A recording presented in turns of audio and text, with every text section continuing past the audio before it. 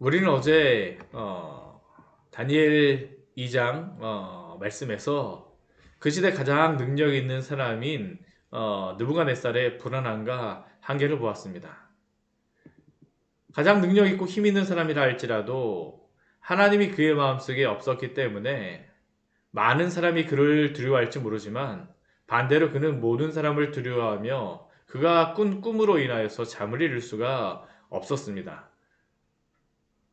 또 한편으로는 우리는 그 시대의 가장 지혜로운 사람들의 그룹인 갈대아 술사들의 불안함과 한계를 보았습니다.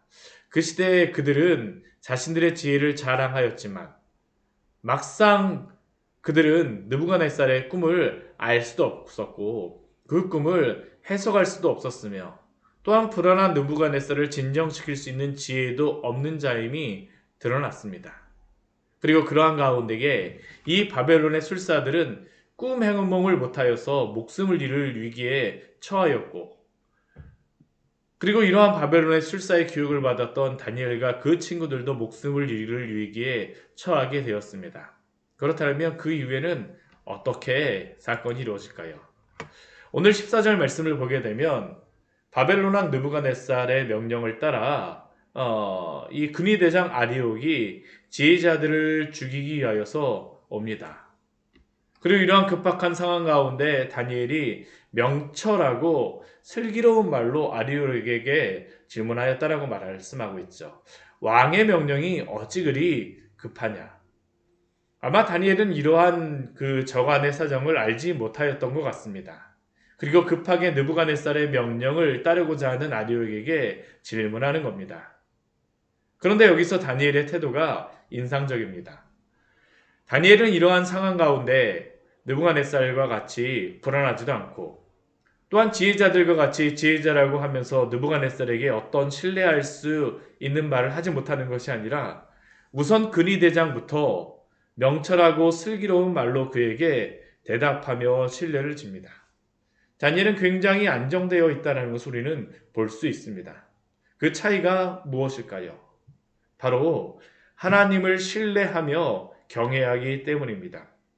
하나님이 그의 마음속에 있기 때문입니다. 이것이 느부갓네살이나 다른 지혜자들과의 근본적인 차이입니다. 또한 그의 태도도 하나님이 그의 마음속에 계시기에 이 느부갓네살과 지혜자들에게 배척하는 태도로서 또 아리올에게 배척하는 태도로서 나는 당신들에게 협력하지 않겠소 하는 태도를 갖는 것이 아니라 다니엘은 충분히 이들의 편에서 지혜롭고 슬기롭게 대답합니다. 세상에 속하였지만 본질적으로 하나님께 속하였기 때문에 가능한 겁니다. 그리고 다니엘은 우리 16절 말씀을 보면 느부갓네살에게 가서 말을 합니다. 시간을 주시면 왕에게 그 해석을 알려드리겠습니다. 사실 아직 다니엘 이 시간 이러한 사건이 벌어질 때는 아직 다니엘이 막 교육을 마쳤을 때로 솔직히 바벨론 왕 느부갓네살을 마주하여 대답을 할 수 있을 만한 어떠한 능력 있는 사람인지는 위치에 있는지는 알 수 없지만 한 가지 힌트를 얻을 수 있는 것은 앞에 우리 19절과 1장 19절과 20절 말씀을 보게 되면 다니엘과 그 친구들이 교육을 마치고 왕 앞에 서게 되었을 때에 우리 10절 말씀에서 성경은 이렇게 말씀합니다. 왕이 그들에게 모든 일을 묻는 중에 그 지혜와 총명이 온 나라 박수와 술객보다 10배나 나은 줄을 아니라. 느부갓네살이 충분히 다니엘의 그 능력을 알고 있었기에 이렇게 다니엘이 가서 느부갓네살을 만날 수 있었던 것이라고 할 수 있습니다. 그러나 다니엘은 분명히 목숨을 걸고 이 느부갓네살 앞에 섰다라는 것을 우리는 또한 알아야 되죠. 그러면서 담대하게 무엇이라고 얘기합니까? 시간을 주시면 그 해석을 알려주겠다라고 명확하게 답변합니다. 어떻게 이것이 가능합니까? 그가 이미 그 꿈을 알고 있었습니까? 그렇지는 않습니다. 그러나 한 가지 분명한 것은 그가 보이지 않지만 하나님이 이 세상 모든 만물을 주관하시는 참된 주권자, 역사의 주권자요, 주권을 가지신 분임을 그는 믿고 있었기 때문에 이렇게 행동할 수 있었던 것이죠. 그래서 그가 하는 것이 무엇일까요? 이렇게 그 느부갓네살에게 시간을 줄 것을 말미를 요청한 다음에 자기 집으로 돌아갑니다. 그리고 그 일을 그 친구들에게 알립니다. 그런데 여기서 중요한 것이 한 가지 있죠. 그는 이 사건을 알리면서 그 친구들에게 친구들과 같이 대책회의를 하거나 상황을 불평하거나 혹은 근심 걱정으로 시간을 보내지 않습니다. 대신 그는 하늘에 계신 하나님이 이 은밀한 일에 대하여서 불쌍히 여기셔서 죽임을 당하지 않도록 기도하기를 요청합니다. 그는 첫 번째로 하나님께 기도하는 것입니다. 왜냐하면 이 문제는 사람이 모인다라고 하여서 사람의 지혜로서 해결할 수 있는 것이 아니기 때문입니다. 이미 바벨론의 술사들이 고백한 것과 같이 혈육을 가진 인간이 어떻게 이 문제를 해결할 수가 있습니까? 이 문제는 오직 하나님만이 해결할 수 있는 문제입니다. 그렇게 그는 기도합니다. 또 두 번째로 그는 기도할 때에 함께 기도하기를 부탁합니다. 사실 다니엘과 이 친구들의 모임이 중요한 것은 이들이 단순히 이스라엘 출신 친목회나 향유회가 아니라는 겁니다. 이들의 모임은 바로 기도의 모임이요. 이들은 함께 기도하였습니다. 이것이 바로 성도가 하나님을 믿기에 할 일이요. 또한 교회가 하나님을 신뢰하기에 행해야 될 일입니다. 하나님을 믿고 신뢰하지 않는다면 어떻게 기도하겠습니까? 그러나 다니엘은 하나님이 어떠한 분이심을 알기 때문에 그는 하나님께 기도하며 또한 함께 기도하기를 구합니다. 사랑하는 성도 여러분, 우리가 행해야 될 것이 바로 이것입니다. 오늘 이 시대에도 얼마나 불안한 시대입니까? 얼마 전에 이태원에서 큰 사고가 있었죠. 이 사고를 있고 나서 많은 사람들이 그 사고 현장에 갔던 사람들을 오히려 책망하거나 또 어떤 사람들은 너무 불쌍히 여기거나 하는데 우리 그리스도인들은 어떻게 해야 되겠습니까? 사실은 거기에 갔던 그 사람들이 왜 그곳에 갔는가를 생각해 보게 되면 이 세상에서의 기쁨과 만족을 바로 그곳에서 찾을 수 있다고 생각했기 때문에 가지 않았습니까? 사실은 그들의 마음이 허했기 때문이죠. 어찌 보면 교회에서 우리가 그들에게 그리스도 안에 있는 그 복음의 진리와 그 만족과 그 기쁨을 나누어 주지 못하였기 때문입니다. 그렇게 우리가 먼저 해야 될 것은 무엇입니까? 그들을 책망하는 것이 아니라 우리가 먼저 하나님께 회개하며 나아가야 될 줄 믿습니다. 또한 두 번째는 우리가 오늘 다니엘과 같이 기도해야 되는 것입니다. 주여 이 나라를 불쌍히 여기셔서 세상의 다른 곳에서 그 기쁨과 만족과 목적을 찾지 말게 하여 주시고 하나님 앞에서 그 기쁨과 만족과 삶의 목적을 찾게 하여 주시옵소서. 우리가 기도해야 될 제목입니다. 오늘 다니엘은 바로 이렇게 기도하였던 것이죠. 그리고 이렇게 기도하였던 다니엘을 향해서 하나님께서 어떻게 하십니까? 이 은밀한 것을 밤에 환상으로 다니엘에게 보이셨습니다. 우리 19절 말씀 보십시오. 이에 이 은밀한 것이 밤에 환상으로 다니엘에게 나타나 보이매. 물론 이 은밀한 것은 바로 느부갓네살이 꾼 꿈이요. 또한 그 해석까지 하나님께서 알려주신 것입니다. 이것이 의미하는 것은 무엇이겠습니까? 느부갓네살이 이 세상의 주인이 아니라 바로 하나님이 주인이시요 주관자라는 것을 보여주시는 것입니다. 그리고 그는 이렇게 이 모든 일을 보이신 하나님을 찬송하기 시작합니다. 그리고 찬양 가운데에 다니엘은 하나님이 어떠한 분이신지를 고백합니다. 하나님이 어떠한 분이십니까? 오늘 우리 다니엘의 이 찬양 가운데에 분명히 우리는 볼 수 있죠. 우리 20절 말씀 보십시오. 먼저 다니엘은 영원부터 영원까지 하나님의 이름을 찬양합니다. 영원부터 영원까지 하나님이 찬송을 받으실 분임을 고백하는 것입니다. 세상의 모든 것은 그 원인이 있고 근본이 있지만 그러나 하나님은 어떤 원인이 없으신 분으로 스스로 계신 분이 바로 하나님이십니다. 이 세상 모든 만물의 창조자이십니다. 하나님은 피조물에게 의존하지 않으시고 오직 하나님만이 홀로 한 분이신 분이시죠. 그렇기에 하나님만이 영원부터 영원까지 찬양을 받으실 분임을 믿으시기 바랍니다. 또 하나님은 어떠한 분이십니까? 다니엘이 이렇게 고백합니다. 지혜와 능력이 그에게 있음이로다. 지혜와 능력이 오직 하나님께만 속하였습니다. 다니엘은 지혜와 능력이 하나님께 속하였음을 찬양합니다. 하나님은 전능하시며 전지하신 하나님이심을 믿으십시오. 그리고 그러한 지혜로 어떠한 일을 행하셨습니까?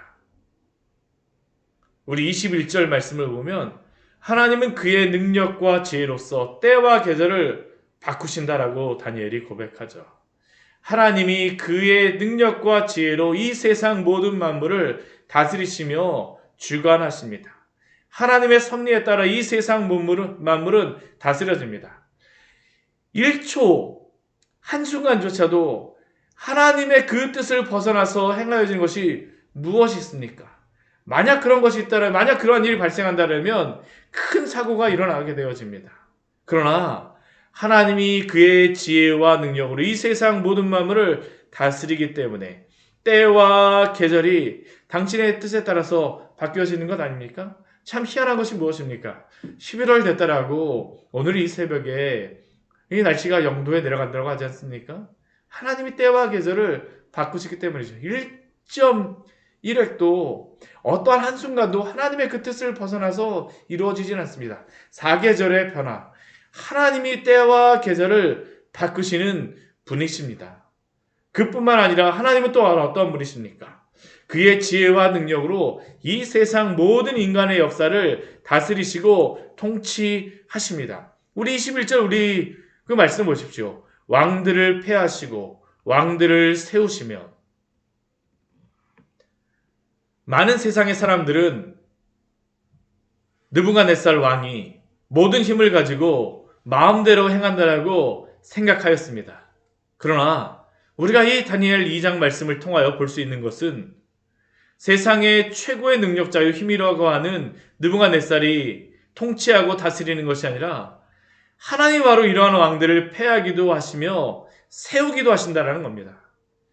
그러한 가운데 오히려 인간의 왕들은 자신의 한계를 보며 두려워하며 불안합니다. 그러나 하나님은 자신의 능력으로 이 모든 왕들도 다스리시고 통치하시며 주관하십니다. 오늘도 그렇습니다. 대통령이 나라를 다스리는 게 아니라 하나님이 이 나라를 다스리고 계심을 믿으십시오. 국회의원이 나라를 다스리는 게 아니라 하나님이 다스리십니다. 하나님이 다스리세요. 그리고 그뿐만이 아니죠. 오늘 말씀 보게 되면 전지하신 하나님께서는 지혜자에게 지혜를 주시고 총명한 자에게 지식을 주십니다. 바벨론의 술사는 자신들이 지혜자라고 자랑하였지만 그들은 결국 느부갓네살의 압박에 혈과 육을 지닌 인간은 그 지혜에 한계가 있음을 고백할 수밖에 없었습니다. 그러나 하나님께서는 지혜가 한이 없으셔서 그 넘치는 지혜로 지혜자에게 지혜를 주시고 총명을 주시는 분이십니다. 하나님이 지혜를 주시지 않으면 아무리 똑똑한 사람도 어두워집니다. 분별할 수 없습니다. 바로 이 바벨론의 술사들이 그렇지 않습니까? 또 22절 말씀을 보게 되면 그는 깊고 은밀한 일을 나타내시며 어두운 가운데 있는 것을 아시며 빛이 그와 함께 있었다라고 다니엘은 찬송합니다.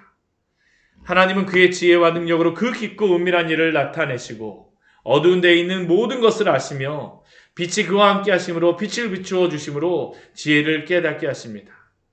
오늘 말씀을 통하여 우리가 분명히 볼 수 있는 것이 무엇입니까? 세상의 최고의 능력자와 세상의 최고의 지혜자의 한계를 보지만 하나님은 그 지혜와 능력이 한이 없으시고 무한하십니다. 오직 하나님만이 전능하시고 전지하신 하나님이십니다. 그리고 그 가운데 하나님이 세상을 통치하시고 다스리십니다. 그리고 하나님께서는 그 가운데에서 그 전능하시고 전지하신 하나님께서 다니엘에게 바로 지혜와 능력을 주시죠. 23절 말씀 보십시오. 조상들의 하나님이여 주께서 이제 내게 지혜와 능력을 주시고 우리가 주께 구한 것을 내게 알게 하셨사오니. 성도의 능력과 지혜는 그래서 나에게 있는 것이 아닙니다. 하나님을 의지하는 것입니다. 하나님을 의지하는 것이 바로 성도의 힘과 능력이요 지혜입니다. 왜냐하면 우리는 참된 셈이 아닙니다. 우리가 솟아나는 셈이 아니에요. 오직 우리 하나님만이 솟아나는 셈이십니다. 그런데 놀라운 비밀이 무엇입니까? 하나님께서는 자신이 모든 그것을 통치하시고 직접 다스릴 수 있음에도 불구하고 하나님께서는 당신을 참되게 의지하는 성도들을 통하여서 자신의 능력과 지혜를 드러내시고 나타내십니다. 오늘 말씀을 보게 되면 하나님이 바로 자신의 지혜와 능력을 다니엘에게 드러내시고 나타내셨죠. 그렇기에 사랑하는 성도 여러분, 어려운 일이 생길 때마다 모든 순간마다 우리 주님께 기도하십시오. 그리고 하나님의 말씀을 붙잡고 하나님이 어떠한 분인가를 기억하십시오. 그는 전능하시며 전지하신 하나님이십니다. 오직 하나님만이 이 세상 모든 만물을 통치하십니다. 같이 기도하도록 하겠습니다.